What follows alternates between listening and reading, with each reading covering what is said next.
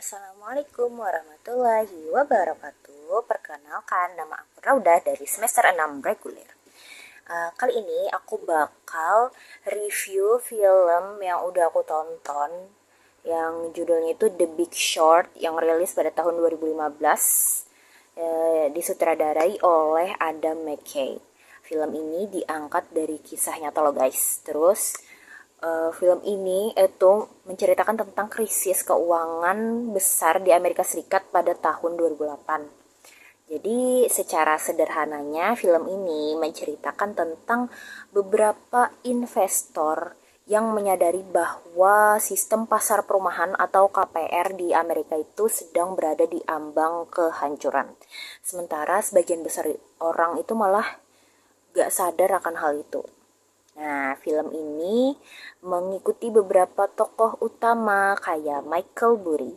Michael Burry ini adalah seorang manajer investasi yang pertama kali menemukan bahwa banyak banget pinjaman rumah di Amerika ini sebenarnya sangat beresiko.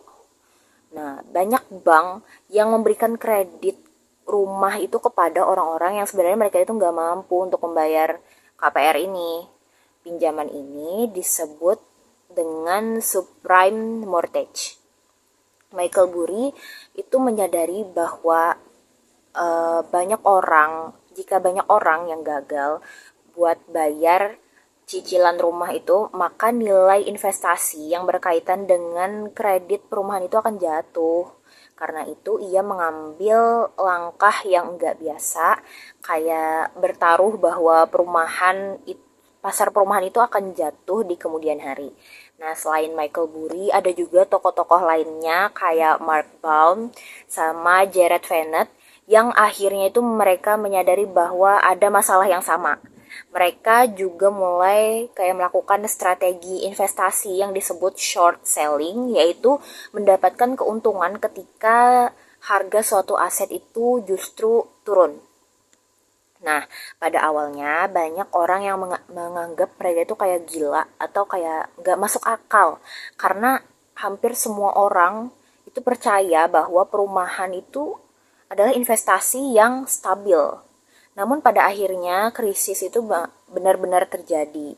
Nah, inti masalah yang dijelaskan di dalam film ini yang bisa aku tangkap yaitu yang pertama, bank itu memberikan pinjaman rumah kepada orang-orang yang sebenarnya mereka tidak mampu untuk membayarnya. Yang kedua, pinjaman-pinjaman tersebut kemudian dijadikan produk investasi yang dijual banyak investor tanpa benar-benar menjelaskan resiko dari hal tersebut. Lalu yang ketiga, lembaga pemeringkat atau sistem keuangan saat itu gagal mengawasi resiko tersebut. Akibatnya, ketika banyak orang tidak mampu membayar cicilan rumah itu, pasar perumahan jadi runtuh dan menyebabkan krisis keuangan global.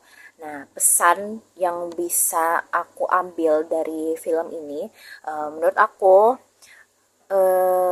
sistem keuangan yang terlihat stabil itu ternyata bisa memiliki resiko yang besar jika nggak diawasin dengan baik. Terus film ini juga menunjukkan bahwa keserakahan, kurangnya transparansi dan kepercayaan berlebihan terhadap sistem dapat menyebabkan krisis ekonomi yang besar. Selain itu, film ini mengingatkan kita bahwa pentingnya untuk memahami resiko dalam investasi, karena keputusan finansial yang salah itu bisa berdampak luas bagi banyak orang. Nah, kesimpulan dari aku untuk film ini adalah film yang cukup menarik karena diangkat dari kisah nyata tentang krisis keuangan yang terjadi di Amerika pada tahun 2008 dengan cara yang cukup unik dan informatif. Ya, walaupun topiknya itu tentang ekonomi dan investasi yang menurut aku cukup berat untuk orang awam, tapi film ini itu udah berusaha banget buat ngejelasin secara lebih mudah untuk dipahami oleh penonton.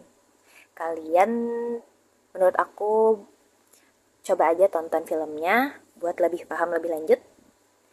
Itu aja yang bisa aku sampaikan. Sekian, terima kasih. Wassalamualaikum warahmatullahi wabarakatuh.